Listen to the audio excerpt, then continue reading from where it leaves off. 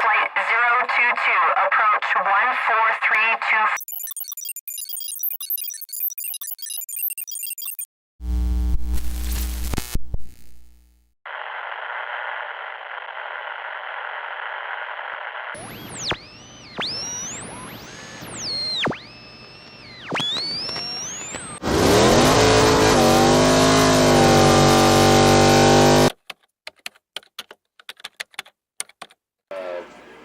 When the air commences, is it my understanding then?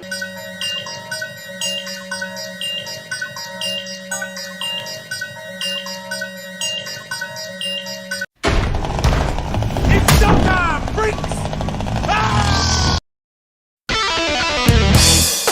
The Alpha Men Podcast is presented by Garage Door Commander.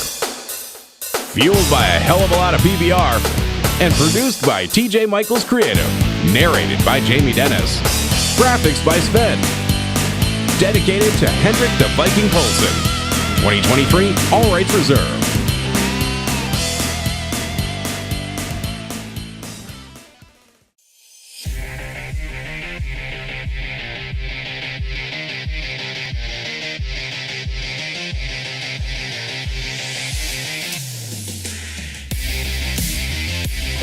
Seconds. Guidance is internal. 12, 11, 10, 9. Ignition sequence start. 6, 5, 4, 3, 2, 1, 0. All engines running. We have a liftoff. Liftoff on Apollo 11. You ever notice how men are portrayed in movies and TV shows? Tired of seeing men portrayed as dopey Homer Simpson clones? Tired of the attack on men? Tired of the woke labeling everything as toxic agenda? Tired of the wussification of the American male? Well, then you're in the right place. Look, we love and respect women around here, but the truth is, we're wired differently than the female species. And if there could be a place where the chicks can get together on TV every day, like that awful program The View, we figured there should be a place where guys can be guys, and we're capable of creating an equally horrid program. So get ready. This is a celebration of man. Because after all, who built the Empire State Building? Who built a rocket and landed on the moon? Who created the very computer algorithm that allows you to find this show? That was created by Ada Lovelace, a woman. Okay, great. Credit where it's due. But I think we can all agree the algorithm sucks. Who created the automobile? The Egyptian pyramids? Who stormed the beaches of Normandy? We don't talk about feelings here. We will question the validity of your man card. We're not politically correct, and we'll stand up and fight back against a culture that's determined to transform us into a bunch of neutered pansies. This is your weekly dose of toxic masculinity, a show created by men for men. This is the Alpha Men Podcast. And now, two men who don't own a pair of skinny jeans between them, TJ Michaels and John Stacy.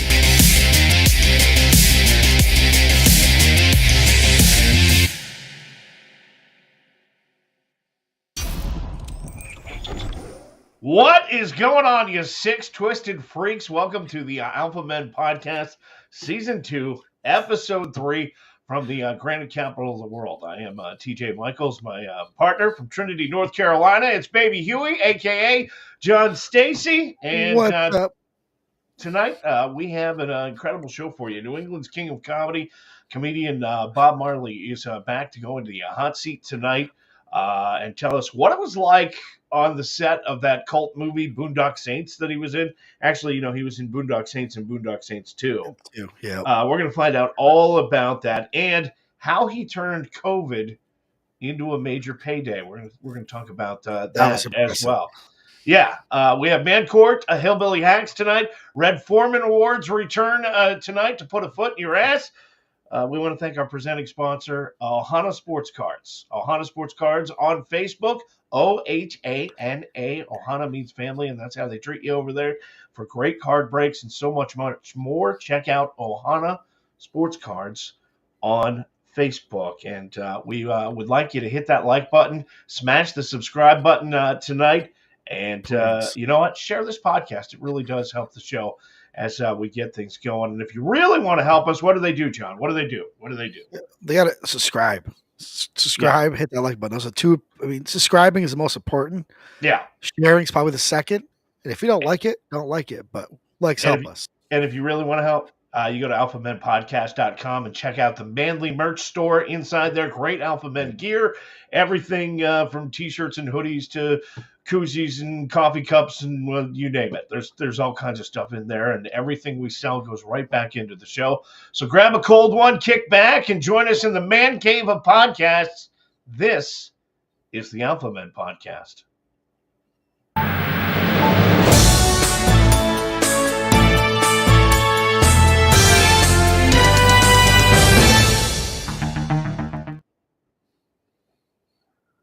And good evening. Welcome to Men Splaining the News. It is primary night in New Hampshire.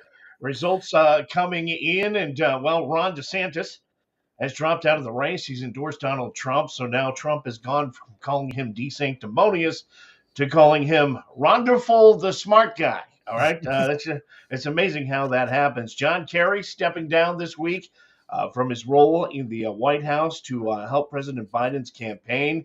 Because that's just what a struggling campaign needs, right? More John Kerry. That's a good call there. Good call there, Biden. Some conservatives claiming President Biden is using Taylor Swift as a political asset.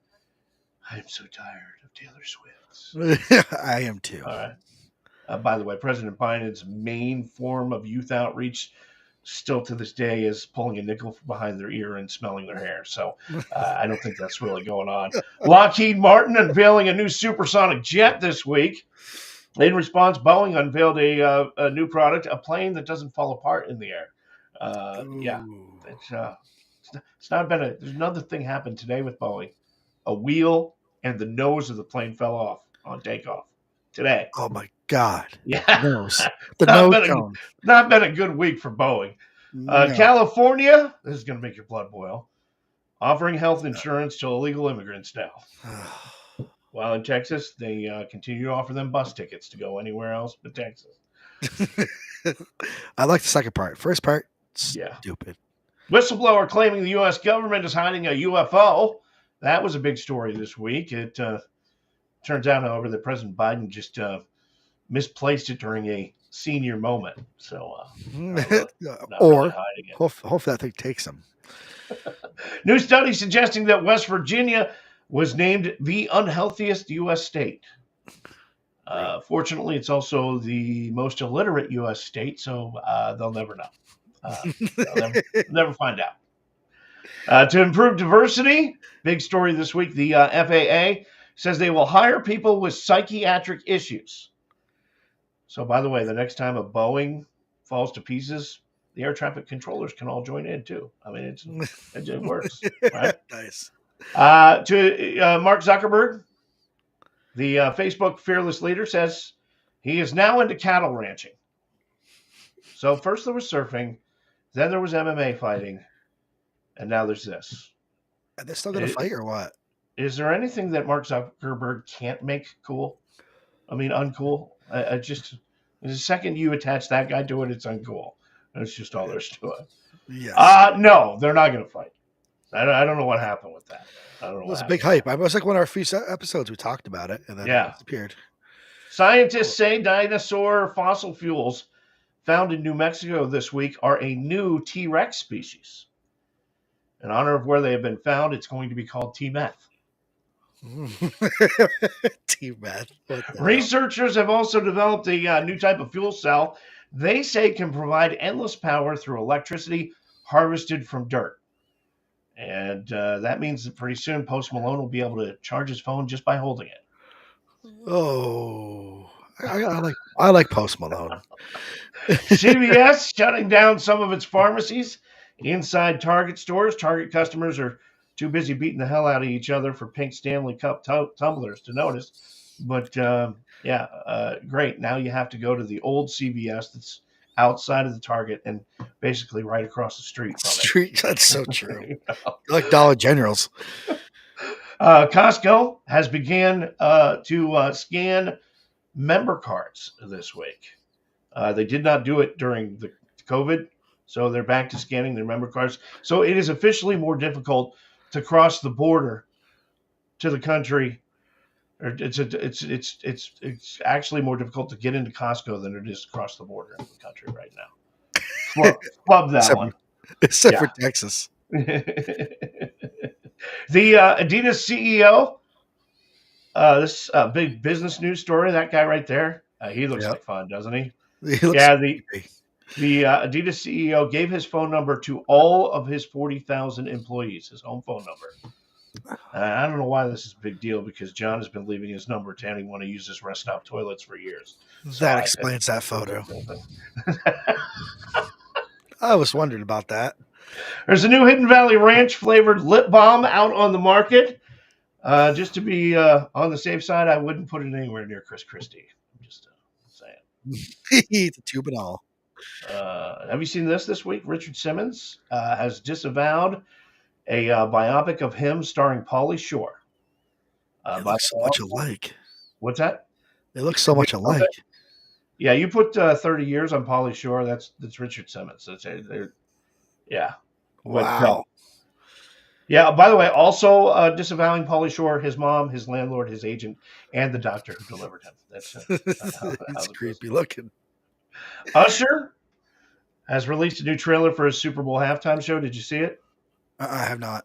I couldn't watch it on my computer. His herpes triggered my antivirus wear, so just didn't. Shit. Yeah. List of the best states to raise a child is out. Based on my experience as a parent, the best state is drunk. I don't have my drink yet. Amen. Hugh Hefner's red velvet smoking jacket going up for auction. I say it is going to take in thousands at the auction. Although if you're thinking of buying it, you might want to run a UV light over it. I'm just. You don't need a coat hanger. It stands up by itself. Lindsay Lohan reportedly hurt this week. Reports of the fire crotch joke in the new Mean Girls movies got her all upset. The only thing that hurts worse is actually the burning in her crotch. That does hurt worse than that. Woody Harrelson was not on the Cheers reunion at the Emmys. Did you notice that? You know, they're all there. That's a good except show. Woody. Yep. He revealed why he didn't attend the Cheers reunion. He was too high to remember that he was on Cheers. That's it. And finally, Alec Baldwin in the news this week, indicted on new charges. Same week, his New York mansion went on the market for $19 million. So I know that sounds expensive, but it's got a killer view. So what's his charges this time? You shoot somebody else? No, they're going to actually file the charges of involuntary manslaughter. Really? Same thing. Yeah. Damn. Yeah. He's going away. They're going to get just because of that. Because he pulled the trigger, dude. It's a movie set. I don't care. You don't. He pulled the trigger. You gotta always check the stuff, gun, man. Yeah, I get it. You don't ever point a gun at anybody. I don't care if you're an actor or you're, Yeah, I get it. A Navy SEAL. You don't point a gun at somebody. The guy. Well, here's the thing. Not only did he pull the trigger, he pulled the trigger and then denied that he pulled the trigger, which made it worse. I mean, he was clearly in front of the person when the shot. So yeah, I get it though. It makes sense. I always check what you're shooting.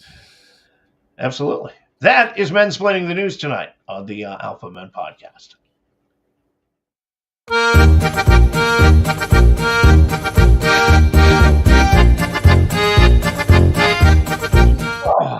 All righty. What is that? Are you going with Jack Daniels again? It's different, Jack. This is Eric Church. Jack Daniels. Eric Church, Jack Daniels? Yeah, he released it in 2020. These bottles are about $400 each. Oh, okay. Yeah. So this segment's costing you about $25 for that one shot. Right? We got these. We drove over to Lynchburg back in 2020. Yeah. And they released them, and we got them then. Me, Nick, and Alan. Oh, nice. And I think we got a case, and there were $69 a piece. I am going to the Evil Knievel beer fridge. I'm going to the decanter I got for Christmas. And we will, easy evil. We will pull out Dale's American Pale Ale tonight. That's what I'm trying. All right. And I checked this out on their website. I've never had this before. It is from a company. I'm not going to find it now. I don't know. It's from a company that has a brewery in Colorado and in North Carolina. So, they say seize the Dales. It is an American pale ale. Oh, Oscar Blues Brewery. Oh yeah, I've heard Oscar Blues Brewery. Yeah. So that's where it's from. And they say there are moments in life that call for bold, decisive action, for telling your analytical side to take a hike and letting your lizard brain run wild, because actions don't speak louder than words. They crank out a 3-chord power anthem through dual stacks. These moments are best savored by cracking open a can of Dales. And there we go. So I've drank this plenty of times, but this right here,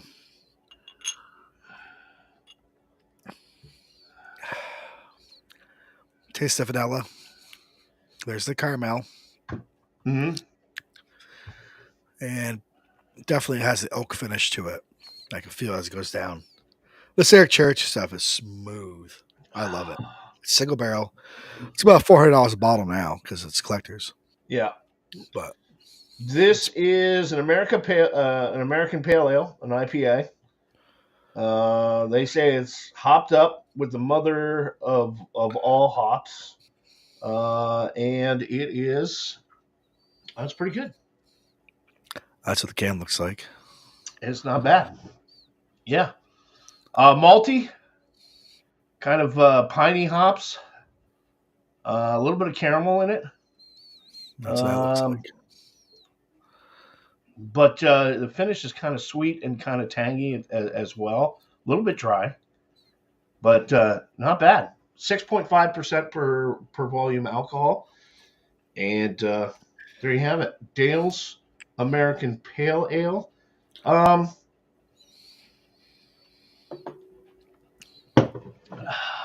They've got bullets in here. That's my ice cubes. I give it a 3.75. 3.75. Almost a 4. Almost out a of 4. 5. This is a 5. Yeah, this is pretty good stuff. This isn't bad. I will have this again. So It's better than last week's. Yes, way better than last week's. Way better than last week's. Dale's American Pale Ale from Oscar Blues Brewery in Colorado and North Carolina. Wow. And I bought it in Vermont at Hannaford's. So there you go. Jack Daniels, Eric Church. You can't get it anymore. So unless you buy in the secondary market. Right. You say, want to spend $400, you get one. Sure. I get it for $69 a piece when they first came out, but it's smooth. I'm gonna start doing whiskey more, I think, because I like whiskey over beer any day. Yeah. And I've drank pretty much my whole story out. Well, maybe we need to change the name of the segment. It can't be Beers on Tap anymore if you're never drinking beers. You know? Beers on tap and what's in the barrel. Yeah. There you have it. Beers on Tap tonight on the Alpha Men podcast.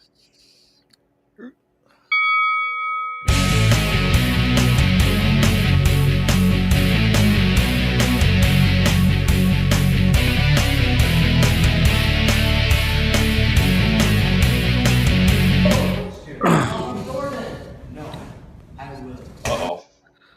I'll stop it right there. Okay. So I found this video earlier. Yeah.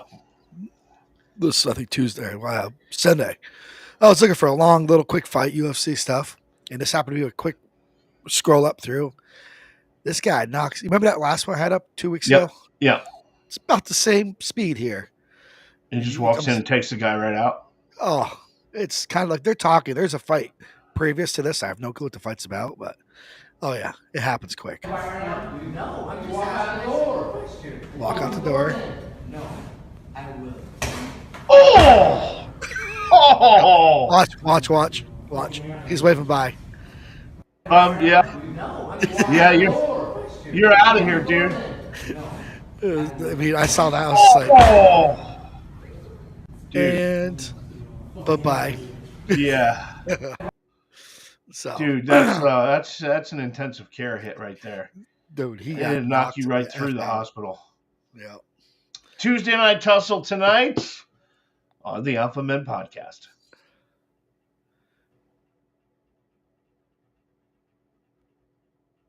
Okay.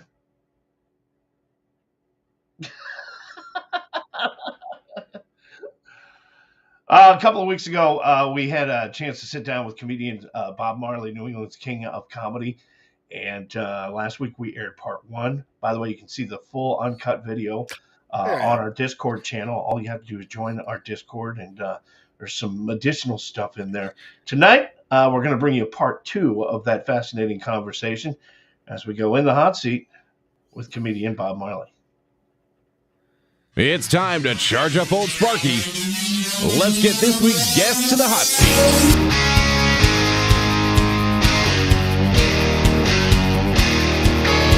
That brings me to your movie star, whether you like to call yourself one or not. You've been in Boondock Saints and in Boondock Saints 2. What was that experience like? Well, if we can just change the title, I'll be a little more comfortable with it. Movie star. Now you're talking about like Bruce Willis or whatever. Right. Maybe we can say I'm a guy from Maine that was lucky enough to be in a couple movies. Okay. It's a great movies, though. That's like the reality. Movie stars, like, kind of like, wow, you know. You play those roles well. That was amazing. So much fun. I did them a million years ago at this point. It seems like a whole lifetime ago. I'm still friendly with all those guys from those movies. Yeah, Norman Reedus, his career kind of just went to God, toilet afterwards. Yes. You know? Yeah. Oh yeah, no, dude, he's killing it. It was so much fun. So they kind of became cult classics. And when we were filming the first movie, everybody's like, "Oh, nothing's going to happen to this." We don't know. It was on the docket to go with Miramax, and then they declined it, and it kind of fell through the cracks. And it came out like 2 weeks before Columbine. You don't know Columbine. It was like basically the first school shooting. And our movie was about 2 vigilantes from Ireland in, long black pea coats that go around taking vengeance over mafia guys. And the shooting in Colorado was, at that time, would have been super insensitive to just put it in theaters. Sure. Yeah.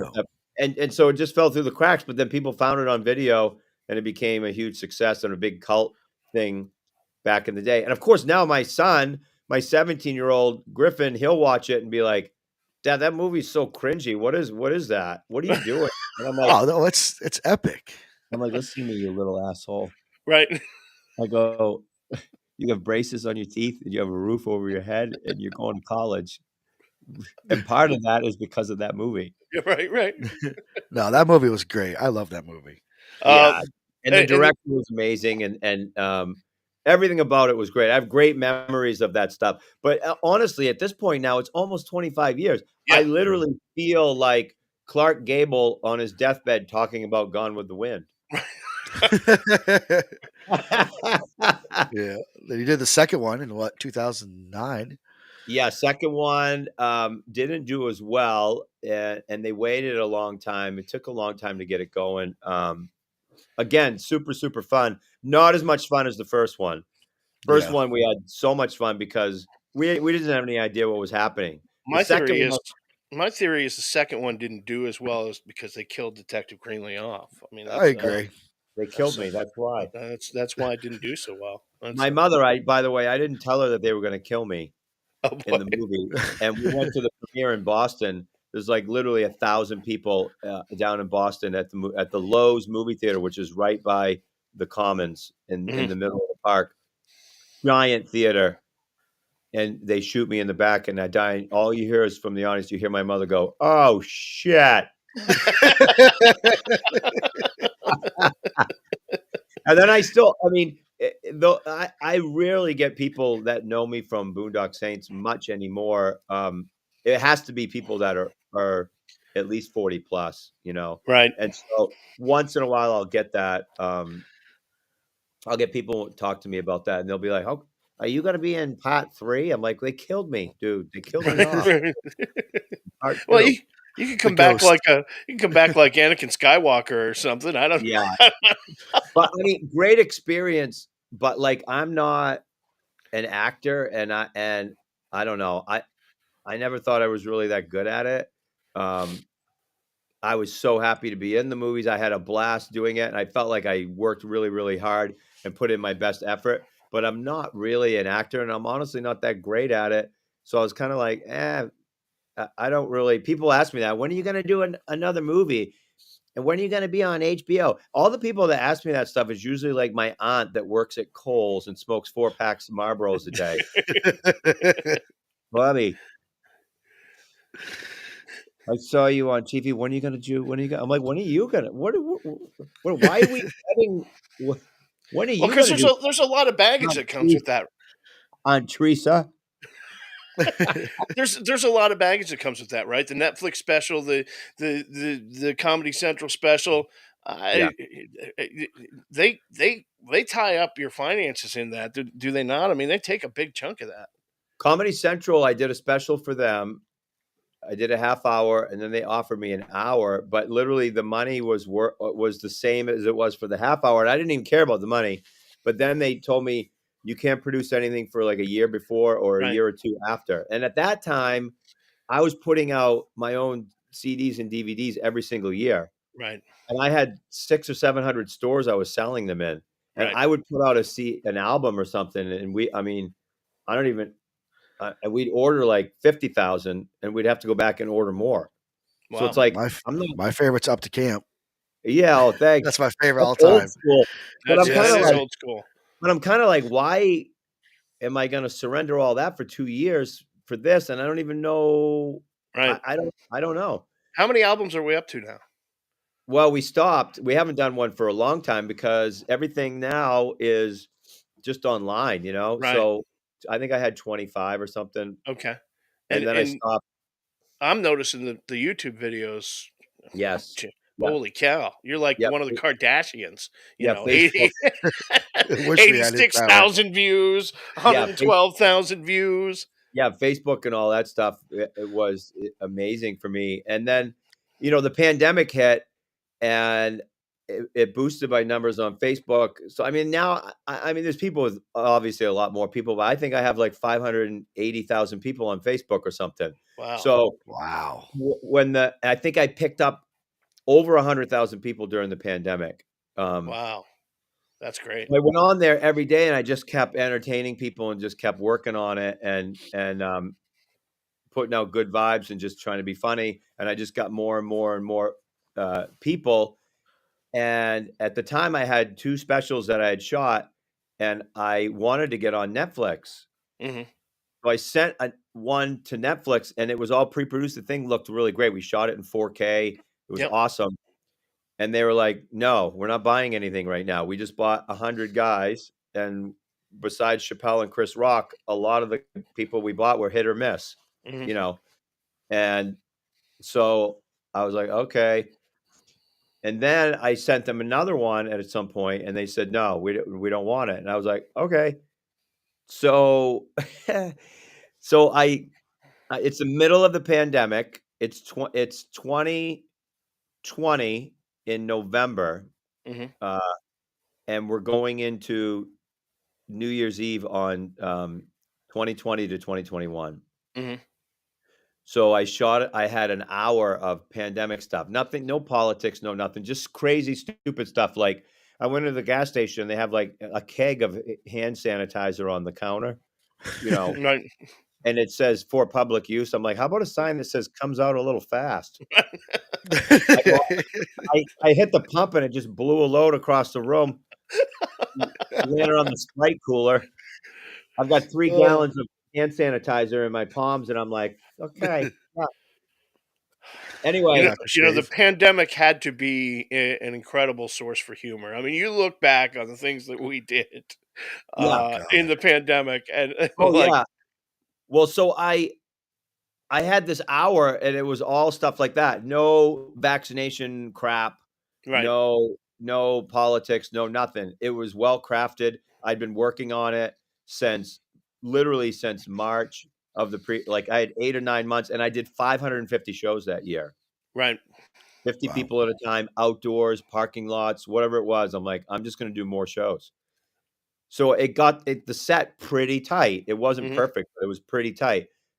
I had nobody to film it. So I go to Rochester, New Hampshire to the Opera House, and they said, we can have like 100 people in this room. It seats like 750. Mhm. You know, I go, okay. And so the guy goes, but I'm going to put seat fillers in with these fake heads that we have. And I was like, Wow. I was like, no, that's Like freaking basketball. weird, dude. We're not doing that. It's weird. We just put 80 people in there.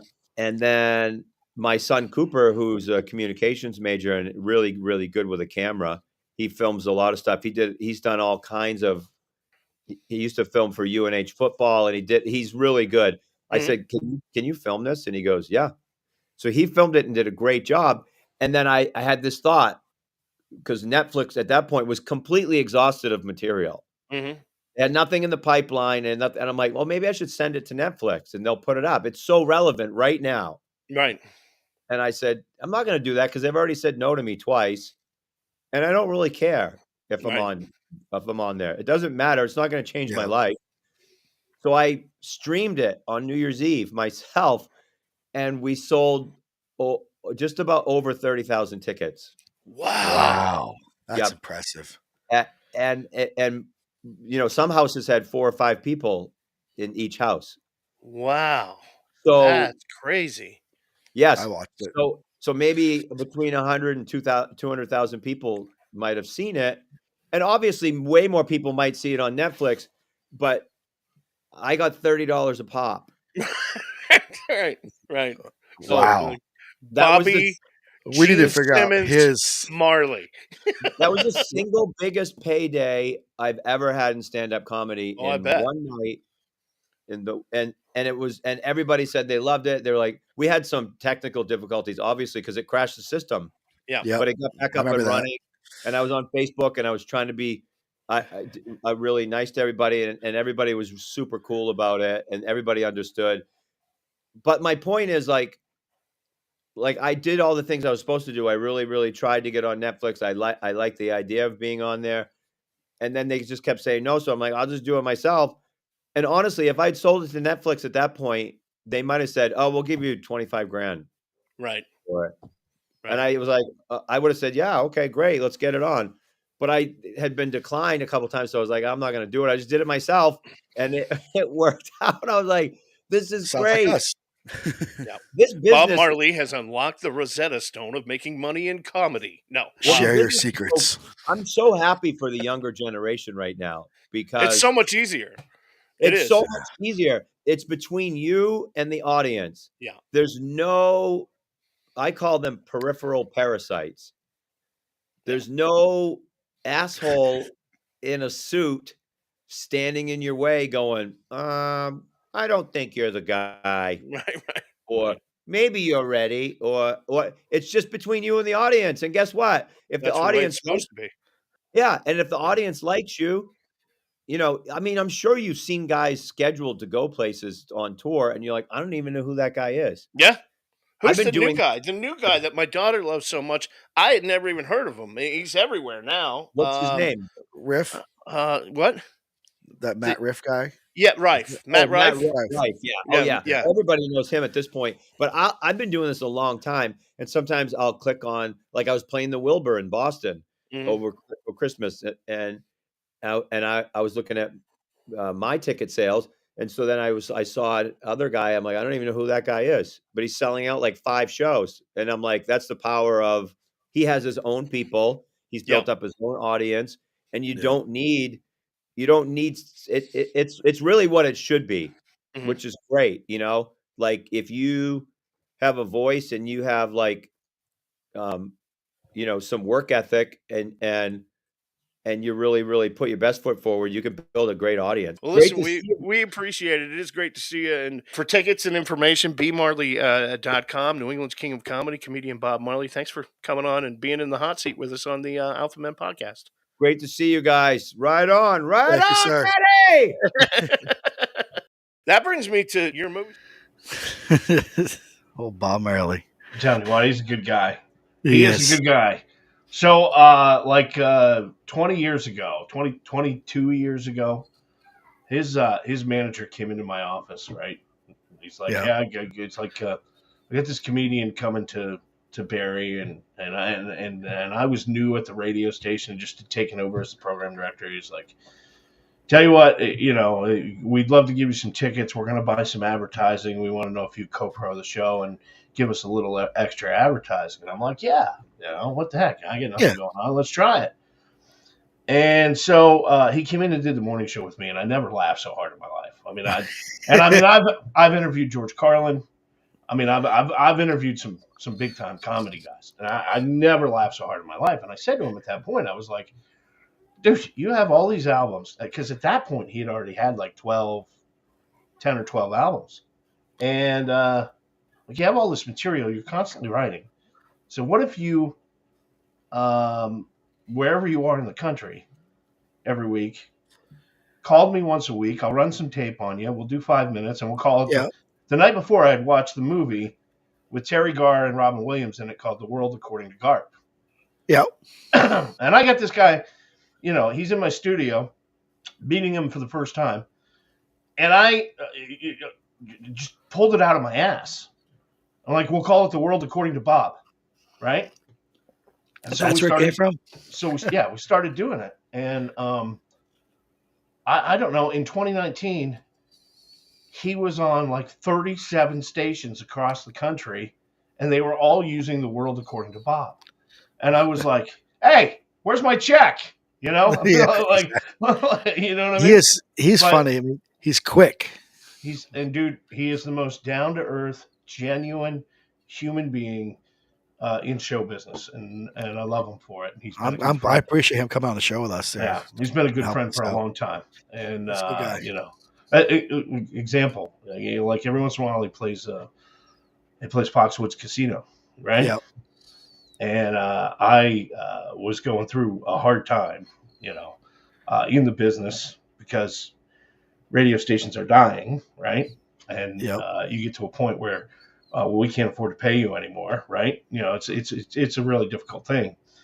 And he calls me up and he goes, buddy, I'm playing Foxwoods Casino next weekend. I just put you and your wife on the crew. And I said, what? Nice. He goes, I put you on the crew. I go, what does that mean? He goes, it means you got a free hotel room and come down and see the show. I'm like, cool, So that's awesome. Great guy, really, really great guy. I hope to have him on the show again, because it was great. We will. Good.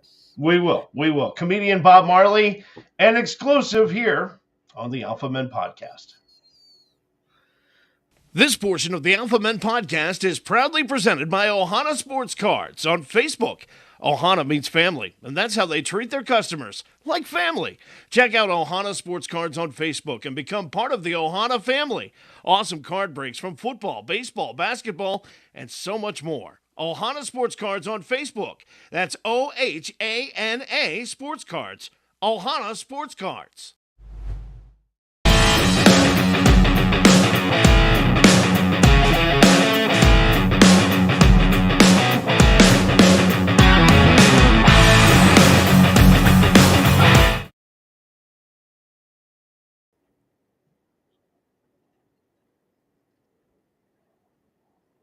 All right, I'm nervous about this.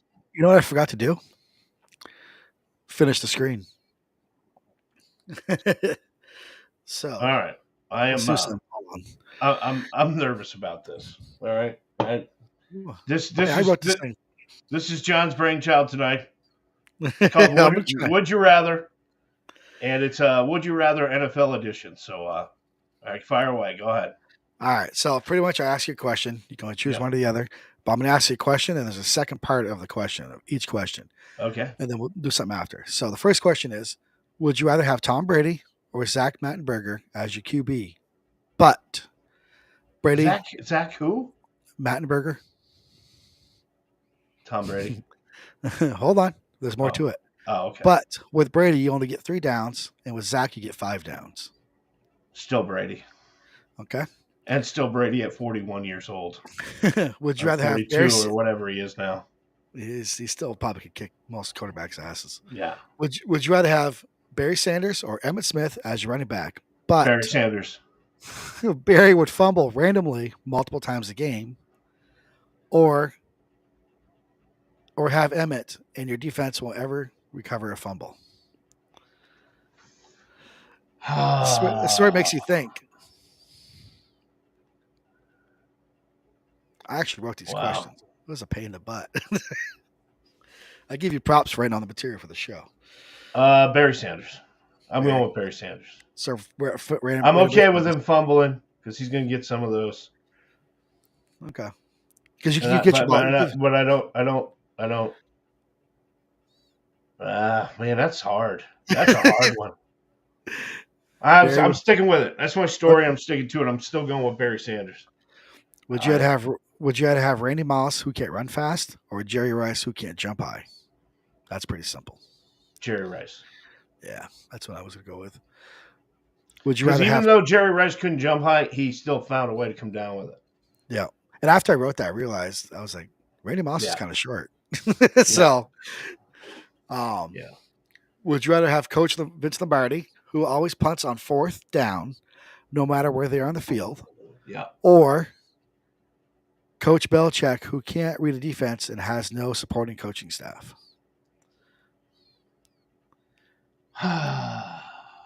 So you could be on the 6-yard line. You have Coach to Belichick the past 3 years, or Coach Belichick pre-2018? You just whatever you want. I don't care. But he cannot read a defense and has no supporting staff. I'm gonna go with Belichick. Belichick, yeah. Because here's the deal: Belichick is getting a raw deal here. I mean, he really, really is. I don't know why the Patriots didn't let him play out. They just didn't keep him one more year, let him finish his contract, and then let him call it quits. And he leaves without that weird "Hey, we fired you" thing going on.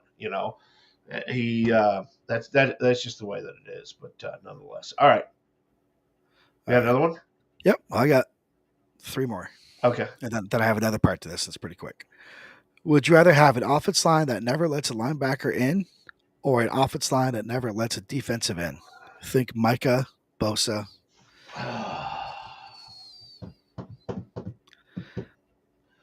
An offensive line that never lets a defensive lineman in, or an offensive line that never lets a defensive end in? Is that what you said?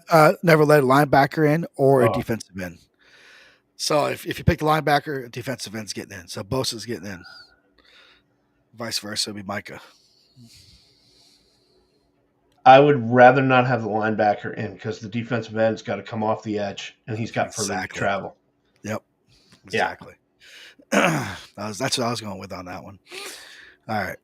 Would you rather have a punter that automatically pins the other team at the 5-yard line every time, but you miss every field goal greater than 30 yards, or every field goal up to 55 yards you will score, but kickoff punts always start the other team at the 45-yard line? I'd rather have the bad field goal kicker.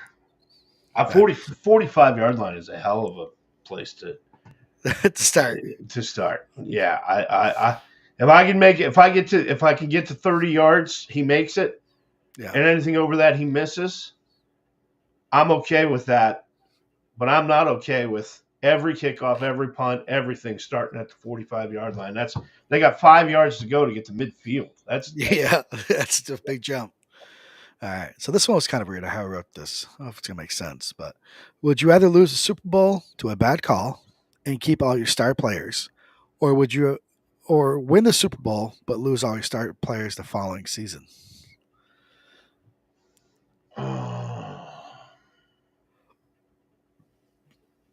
I want the trophy. That's what the whole game's about. That's what the whole season's about.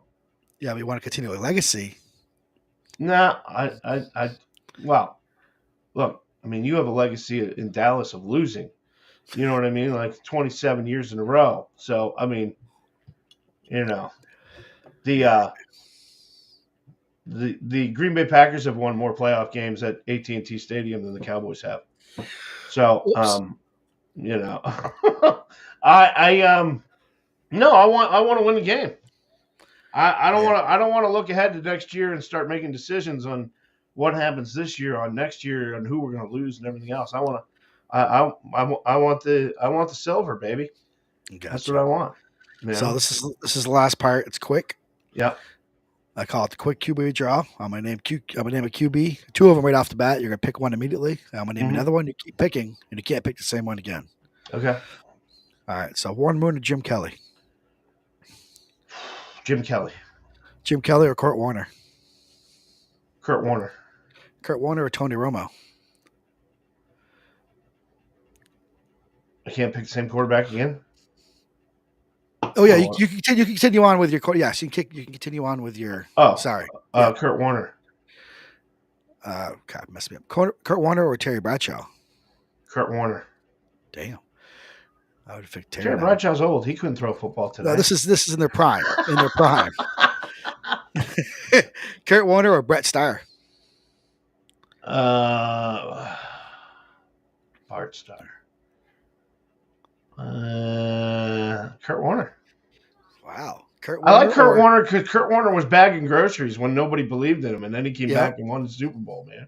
But I'm naming off some guys who won some rings. He was at the Piggly Wiggly going paper or plastic, you know? I mean. So, Kurt Warner or Aaron Rodgers?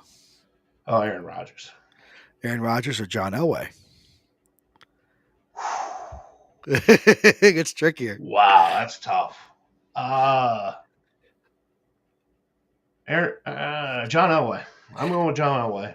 Yeah. John Elway or Dan Marino? Whew. Dan Marino. Dan Marino or Troy Aikman? Dan Marino. I knew you were going to say that. Dan Marino or Drew Brees? Dan Marino. Dan Marino or Steve Young? Dan Marino. Still staying. Wow. Now, there's another famous 49ers quarterback. If you'd mentioned him, probably would have come off Dan Marino. But I never heard of the other one. It's the only one I know. Dan Marino or Nick Foles? Nick Foles, baby. Ideally, Nick Foles. All right, Nick Foles or Jalen Hurts? Jalen Hurts. Jalen Hurts.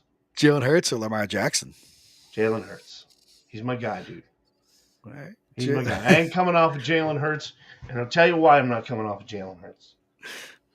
I believe to my core that this season, with the Philadelphia Eagles imploding, and with them losing their defensive coordinator, their offensive coordinator, same head coach, but they had to retool all the plays and everything else.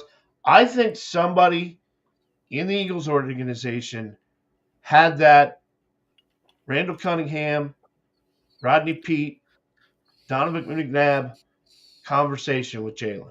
And that was, you can't be rambling, scrambling, man. You're going to get hurt.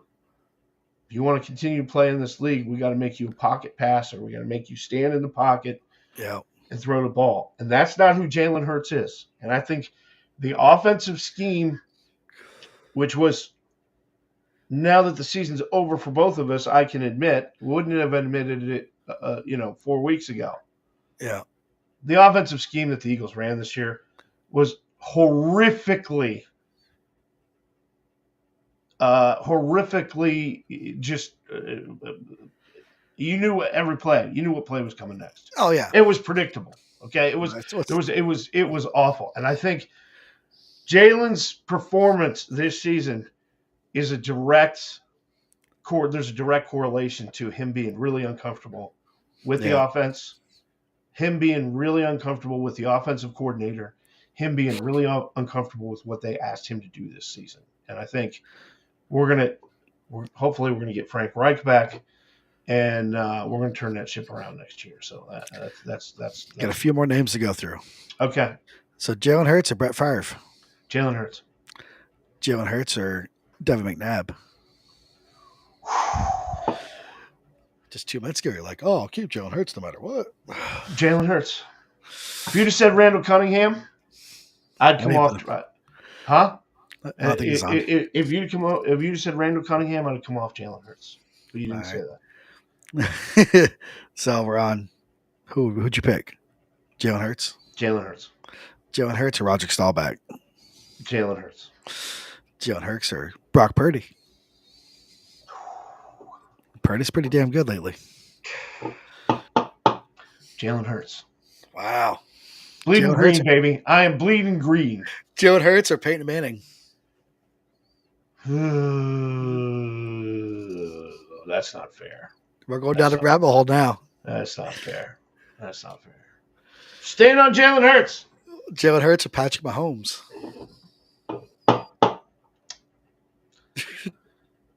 All right. Jalen.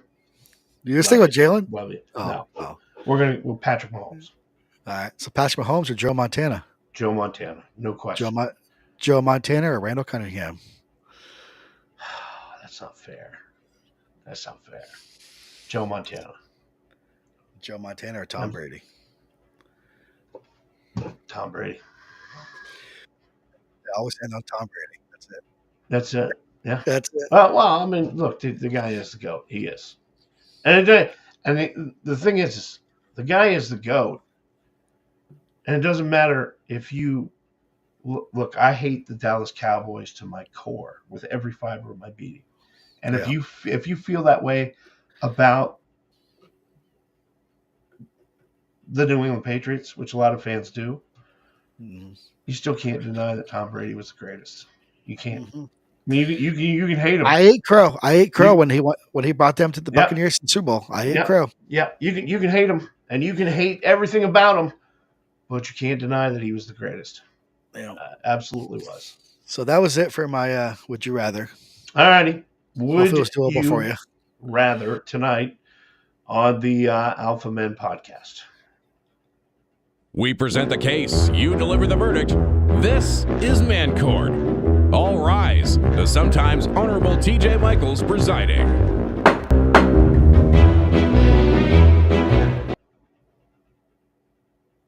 Okay. Go to court.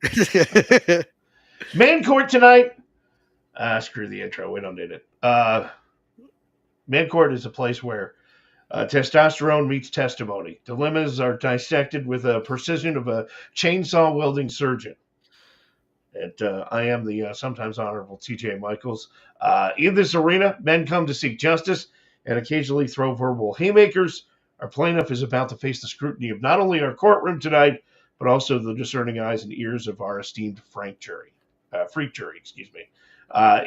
you have a problem and you'd like the help of the freak jury in Man Court, you can send us your problem online at alphamenpodcast.com or send us a private message to one of our many social media accounts. In the Man Court arena tonight, it's the case of the Fubby Hubby. All right, our plaintiffs.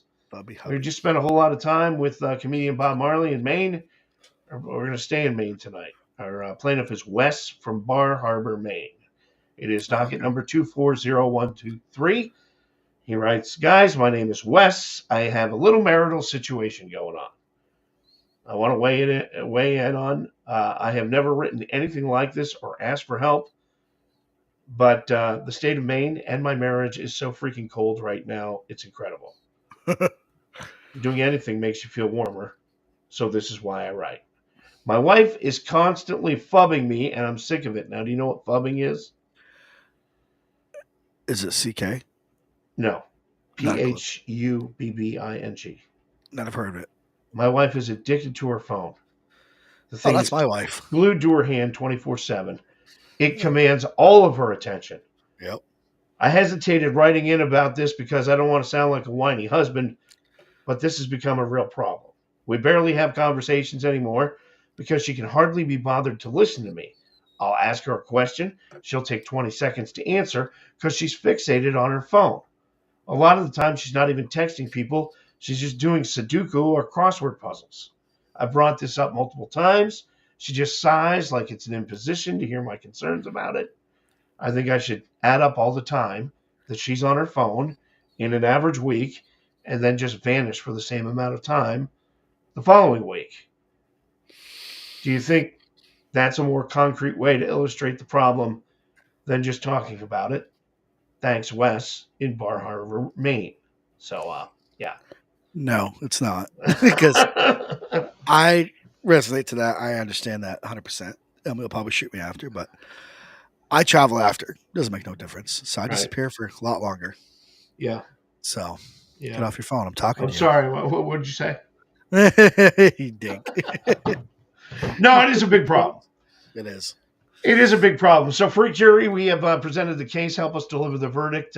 What should Wes do? You can comment with your suggestion right now, wherever you may be watching. But sounds like the phone has become the third wheel in your relationship, and really not the cool silent type. So, I think just disappearing It doesn't work. It doesn't work because, quite honestly, Wes, she may not even know you're gone. My wife does. All right. Now, playing words with friends, Oh, you left? Didn't notice. Yeah. But It's home. There are some things that you can do. Phone rehab camp. All right. I think boot camp meets detox. You could do that. If you are going to take off for an amount of time, do like Time Traveler's Revenge. Make it fun. You know what I mean?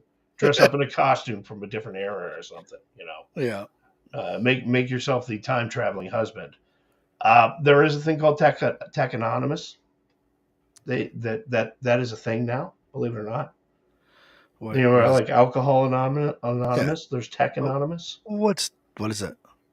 It's like Alcohol Anonymous, but it's for people who are addicted to tech. It's a thing. Randy might need that. Randy might need that. He's the big Apple I guy. needed Alcoholic Anonymous. I don't. You know what I got out of AA? No. Couple drinking buddies. Mm-hmm. Anyway, so the other thing you can do if she's like into those games, Sudoku and all that, do a Sudoku showdown with her, but do it on real paper. You know what I mean? No phones. Grab a couple of Sudoku books and sit down with her. Or the last one, the phone swap, where you both trade phones for a day. Yeah. Let her experience life through your apps and contacts and playlists and everything else. Yeah. No, Pete writes, I got a DD from AA. And then he ended up with ADD. Haley said, it's not just women William is addicted to us. That's her husband, William. So yeah. No, I'm not suggesting that this is primarily just a woman problem. It's not. But as we say every week, the real way to solve this is through communication. And I understand she's not listening to her, but you know what? A lot of times laughter is the best medicine for relationship hookups. So approach it with a little bit of humor. Who knows? You might just unlock her secret level of understanding, and I hope it works. And hey, honestly, it's something we all struggle with, all of us. Yeah, I do. So I will say to my wife, hey, remember when I said you didn't tell me that? Yes, I did. Yeah. No, you never said that. I did. Your face was buried in your phone. You have no idea what I said. Yep. I get it. So that's kind of the deal. That is Man Court tonight on the Alpha Men Podcast.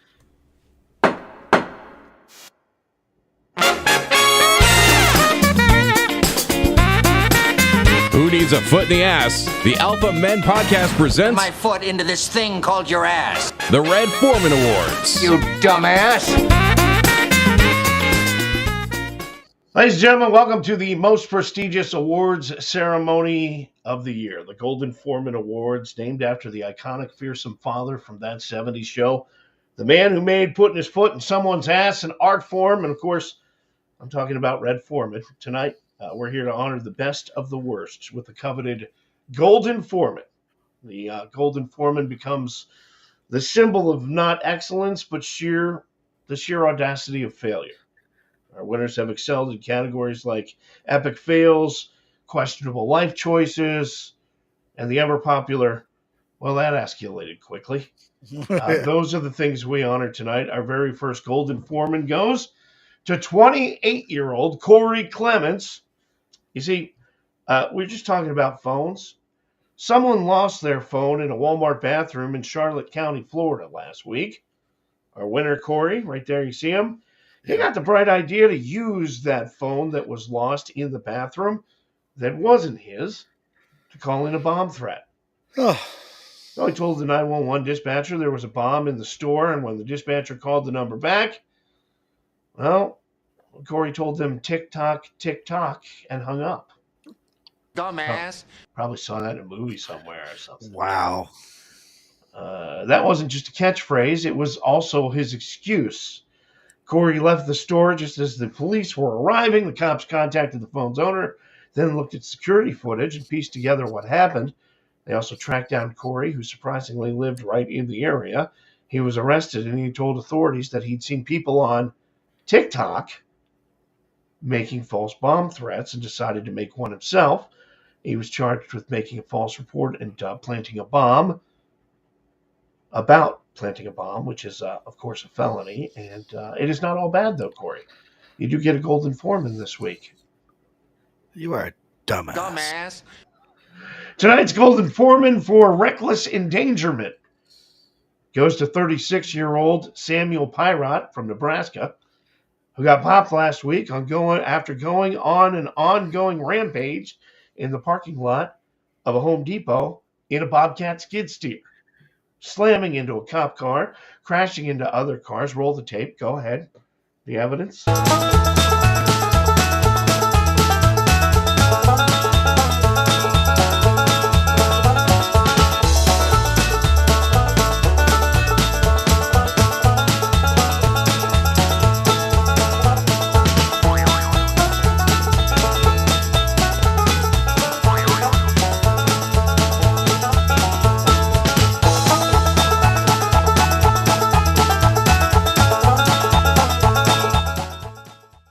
At one point, Sam even picked up an SUV and fully dropped it on top of another car. Of course, when cops showed up to the scene, Pyrot set his sights on them, pushing the patrol vehicle across the lot with the officer still inside. Cop jumped out of the car, pulled his weapon on him, and, that got him to stop and climb out of the skid steer. He just hit that damn cop car like nothing. Yeah. Holy crap. Oh, he picked up an SUV and dropped it on another car. A regular SUV. Yeah. He was arrested for second-degree assault. Arrested for second-degree assault on an officer, second-degree assault and criminal mischief following the incident. And, wow. So, our what the hell golden foreman tonight goes to 27-year-old Pennsylvanian Michael Yakinchik. Yes, that's his real last name. Michael. Is that his butt? Yakinchik. Yeah. Police say Michael Yakinchik jumped through his neighbor's window totally nude. Yakinchik was maybe hoping to get a yank from a neighbor chick. I don't know. But officers responded to the incident about 7:15 a.m. Monday when they found Michael in the buff jumping through the neighbor's window, shattering the glass and window pane to gain entry into the home. Female resident then told police that he was still in the house. Cops said they tried to get the naked burglar into custody, but he kept resisting and disobeying orders. Pottsville police officers in Pennsylvania said it took 3 cops to finally arrest Yakinchik. I can't get over that last name. He's been charged with felony counts of simple assault, burglary, and criminal trespassing, criminal mischief, and the carrot on top, indecent exposure. Yakinchik is out on bail. He awaits his preliminary hearing scheduled for February. We don't got video, right? We do not have video. Thank God. I don't think that's actually him. But dumbass. It was a picture of a naked guy hanging from a window. So wow. I mean, props to him, but they jumping glass. I mean, what if he cut your junk? Oh, you're pretty sure he was on something. I would say so. I don't have to go out on a limb there to think that. I don't think, but yeah. Finally, our take this job and shove it golden foreman goes to Shakoria Ellie of Atlanta, Georgia. Yes, trouble was brewing at the Atlanta airport coffee shop when this employee was caught on video attacking 2 of her managers before attempting to throw a chair, slap one of the men, and then leap over the counter. Shakoria Ellie, who was a barista at Harvest and Grounds inside the Hartsfield-Jackson Atlanta airport, reportedly got into it with a coworker about espresso shots around noon on Saturday of last week. Oh, We God. have video footage.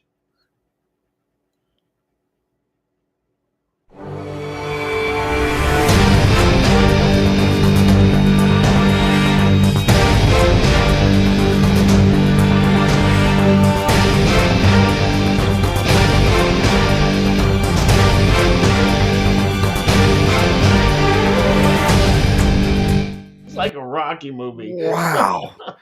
She jumped that counter like the other guy did to that judge. Yeah, she was demanding her stuff as she was shoved away from the county. Ellie then started swinging at the men, ended up slapping one of them before leaping over the counter. She's then attacked by one of the managers who's hit with a metal can. But, look, Ellie was able to run behind the counter and grab her stuff, which consisted of a jacket and a purse. She then walks out of the shop. According to the police report, she had been terminated from her position. However, she hasn't been formally charged with any crimes at this point. And listen, it's not all bad, though, Shikoria. You do get a golden foreman tonight. And you see Peake's comment here. He heard he was on the glass, talking about the previous story. Mm-hmm. He was on the glass. He was on the glass. Yes. Yeah, very good, Peake. Very good.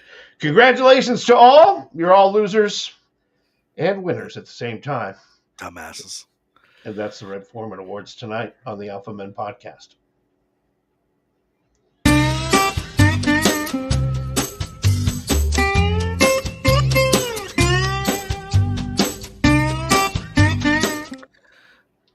That's probably my favorite open. All right, here's the deal. In order to do this, I'm going to need another Dale's. There we go. There we go. Hillbilly hacks tonight. You ever get invited to a family function or a party? It seems to be going okay, but you find yourself bored. You're just chatting and wish they had some beer pong set up, or, you get some beer pong going with your crazy Uncle Frank, and, you know you'd win. Or cornhole, because you'd kick your cousin Carl's ass in that. You know you would. Well, we found the solution, or at least John did. Most parties will have what you need. All you need are some bras, a place to mount the bras, and some bottle caps. And bra pong is born. There you have it. Look at that. That is special. It would work. Now you ask yourself, where the hell do you get all those bras and different sizes? Well, you're at a family function, right? Even Granny Smith wants a piece of the action, I bet. All right, just get them up there. Bigger the cup, the lower the points, obviously, which means your flat-chested second cousin Lacey's no boulder holder score is the highest, right? So explain the rules, what sizes, what the sizes are, what worth what points, and the first one to 21 wins. There you have it. Instant party with bra pong. I could see Grandma's big old bra just flapping in the wind. That's the tricky one. That's the trick shot. Yeah. Oh, Lord. That is our hillbilly hack tonight on the Alpha Men Podcast.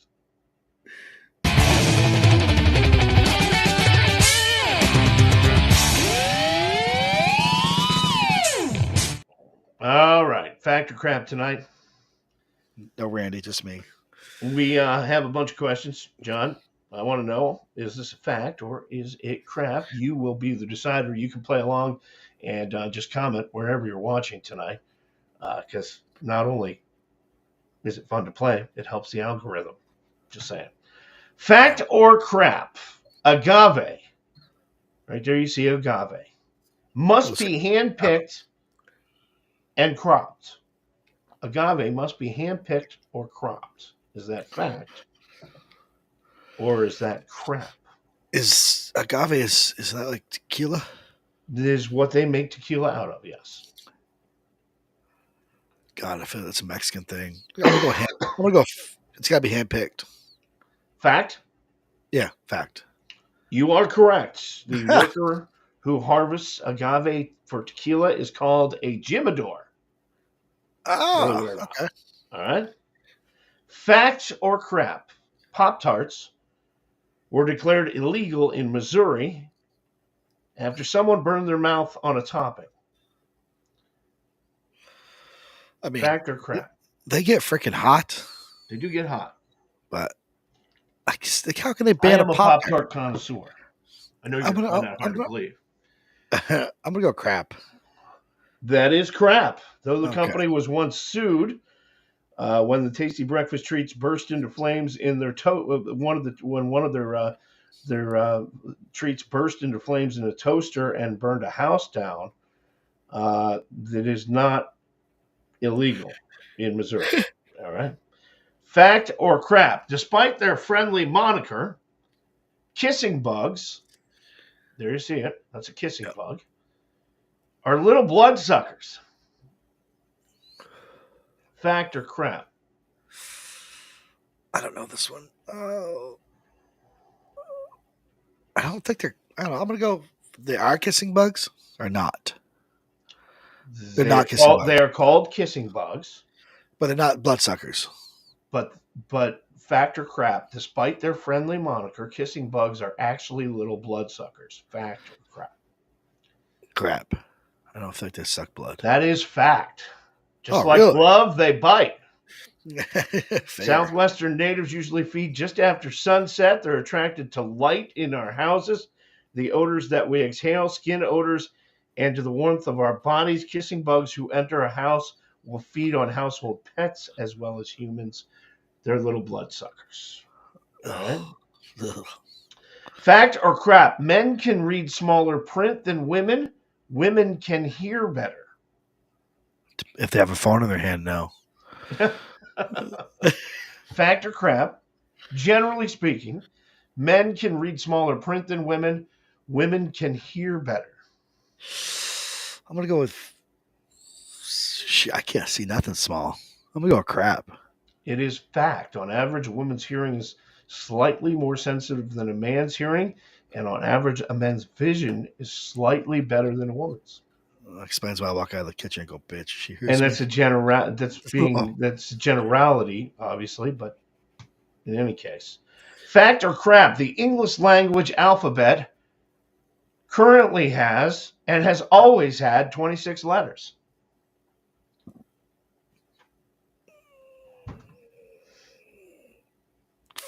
I'm going to go with crap. Feels like we've dumbed it down. Actually, you are correct. The English language alphabet originally only had 24 letters. One missing letter was J, which was the last letter to be added to the alphabet. The other latecomer to the alphabet was U. Huh. Originally, there was no J and no U. So, I'm confused. In the Bible, there's J's. Oh, see, never mind. That's English written out. Gotcha. It clicked. It was written in Hebrew or whatever before. Oh, you need to ask my wife about the Grand Canyon.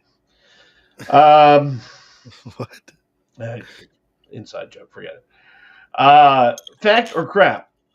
There's another one. Real name of Scooby-Doo's Shaggy is Lester Martindale. Wow. I only know my Scooby. Oh, him. Shaggy. His real name is Lester Martindale. Crap. That is crap. It's Norval Shaggy Rogers. Huh. That's a guess. Actual real name. It's no Shaggy. Fact or crap? Alaska has produced the most serial killers. Oh. I wouldn't say fact because it's so big and it's so hard to prove. That is correct. Proportional to its population, Alaska is the most popular state among serial killers, with 15.65 serial killings per 1 million inhabitants. To put that in perspective, 51 serial murders took place in Alaska between 1900 and 2014. More than half of those were between 1980 and 1990. The state that is next on the list, Nevada. Nevada make. Well, that's because of the mafia. Yeah. And finally, factor crap, drinking one soda a day can age you by as many as 4.6 additional years. I'd be dead by now. Crap. That is fact. Research How? from the University of California at San Francisco suggests that people who guzzle sugary sodas may experience faster aging in their cells. Sugary sodas flood your bloodstream with liquid calories, which can raise your insulin levels. And they say over a lifetime of drinking one soda per day, it ages you by as many as 4.6 years. I used to drink 12-pack or more of soda a day, and I smoke cigarettes. I vape now, but Yeah. I'd be dead by now based on that science. You get the life insurance paid up? No. Okay. It's not my problem once I'm dead. She'll call me anyway.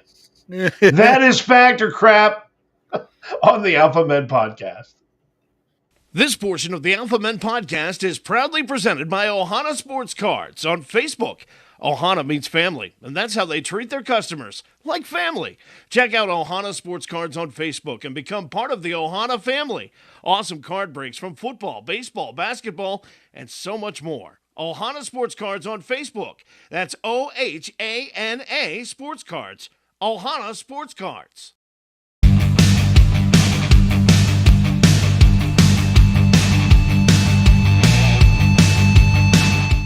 Your team sucks. A segment we call the Alpha Men on Sports. Well, we get started tonight. New England Patriots this week introducing their new head coach, Gerard Mayo, at a press conference. And while Mayo says he relishes the opportunity, some wonder if he can cut the mustard and one day catch up to Belichick's record for wins.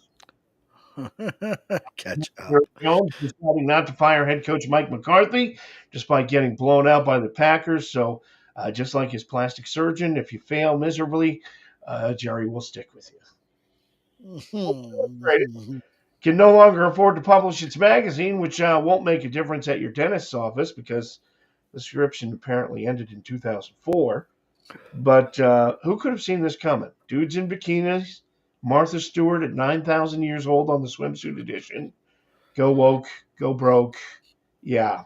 By the way, it's reported that the layoffs began with the department that was in charge of airbrushing those bikini pics of Martha Stewart. Is he retiring? Is he not? Philadelphia Eagles center Jason Kelce, shirtless, pounding Labatt blue lights, rooting on his brother from the celebrity box, hanging with Taylor Swift during the Bills game. If he does retire, Jason won't be around to eat up the spotlight anymore. Hopefully his brother Travis can finally get some media attention. That is very true. Think about it. Jason has, Travis is obviously a better player because of what he does for the team. He's not a better player. He's an offensive player. So you hear about him more than you hear about Jason. Now all we hear about is Jason is a lineman. Here's the deal. Jason Kelce is the best center to ever play center in the NFL. That's all there's to it. You're not going to change my mind. I'm going to change my mind. You know he hates the tush push? I do know that.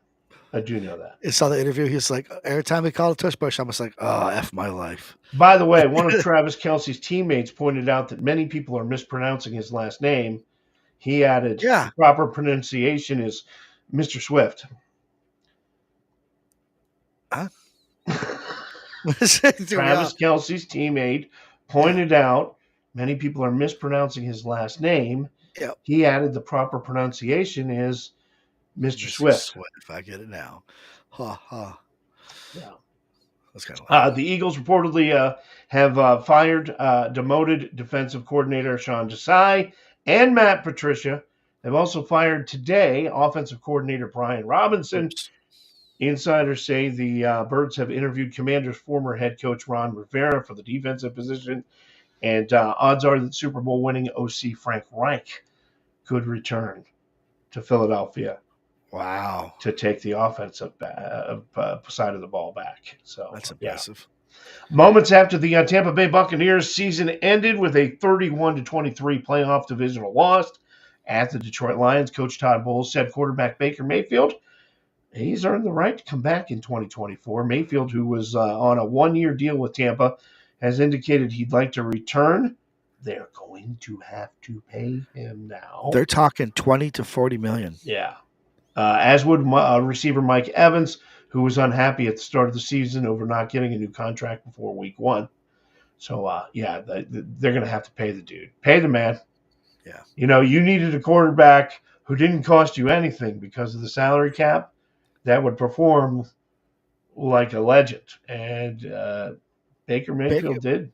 And him and Mike Evans both together were on fire. Yeah, absolutely. So they both deserve the money. Over the weekend, the Edmonton Oilers notched their 13th straight win over the Calgary Flames. That win not only continued the Oilers' positive momentum season, but it was also historic. With the run of 13 straight wins, it's the Oilers team has put together the longest win streak by any Canadian team in the history of the NHL. Next up tonight, they're going at it with Columbus, who currently sit 14-22. And now we are down to 4 teams vying for the Lombardi Trophy. And I would like to point out that this weekend, my pick ratio was 100%. Didn't miss a game. Oh, I forgot to check to see what me and Randy's were. Yeah, I wrote them down. I forgot to check. 100%. And I said every game was going to be close, and every game was close except one. The best game, though, was the Bills Kansas City game. That game was a good fire. Game. That was a good game. That, by the way, that field goal kicker. Oh, dude, he's getting bullied. He stripped all of his social media out. And now the Bills Mafia fans are coming to his rescue saying, look, stop this. This is madness. The guy missed a field goal. Stop it. Which is what you want to see.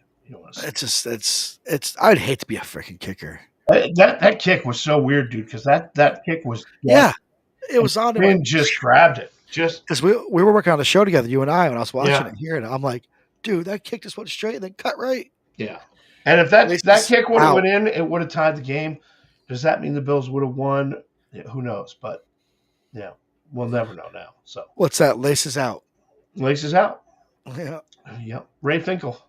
Yeah. So now we're down to 4. And this weekend, of course, Ravens beat the Texans 34-10. 49ers, really good game, close game over the Packers 24-21. Bucks lost to Detroit, another close game, 31-23. And of course, the Chiefs nail biter with the Buffalo Bills 27-24. Conference championship games will be played on Sunday this week. So you have the Kansas City Chiefs at the Baltimore Ravens and the Detroit Lions at the San Francisco 49ers. And, look, picks. I'm going with the Ravens over the Chiefs. I'm going to go with the Chiefs because I want to see Mahomes just do it again. And then Detroit Lions, San Francisco 49ers. I'm going with Detroit. I know that's not going to make. I'm going with Detroit too. I know that's not going to make our man Peak very, very happy. He's going to be all upset about it, and he's going to be, you don't know what you're talking about. But there is something special about this Detroit team, and I like the underdog. I like the David and Goliath setup for this game, and I like the underdog. I like Detroit. So Goff has been on fire. I mean, Purdy's been good too. I just, I want to see the Lions do it finally. I mean, they deserve it. They do deserve it. It's been a long time. It's been since Barry. They've never been to Super Bowl. Barry Sanders. Yeah. So since they've been in a championship game, so that's Cowboys took them out. It was last time. Yeah, like 3 decades ago. 20 whatever. That is Your Team Sucks, the Alpha Men on Sports tonight on the Alpha Men podcast.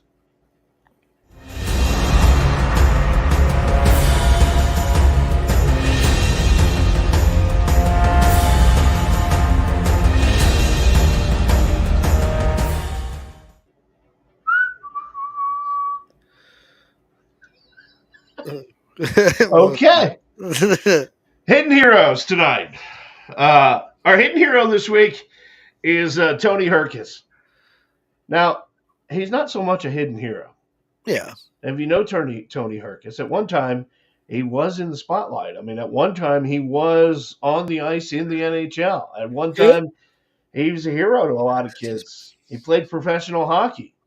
But now Tony is off the ice, and he's a scout for the Tampa Bay Lightning, and he's kind of a behind-the-scenes guy. And last weekend during the Red Wings game in Los Angeles, former NHL star and current Tampa Bay Lightning scout Tony Herkis saved the life of a choking league staffer by performing the Heimlich maneuver. The staffer, who remained anonymous, was in distress, turning purplish, they say, but began breathing normally after Herkis' intervention.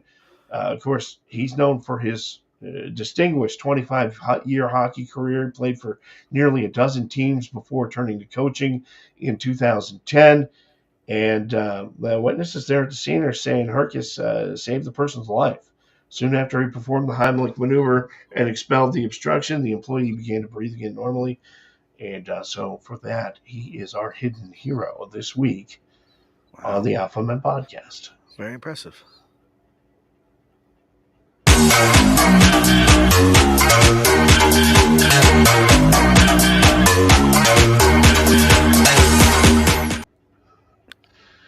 I gotta turn that down. That's loud. Whew. Okay.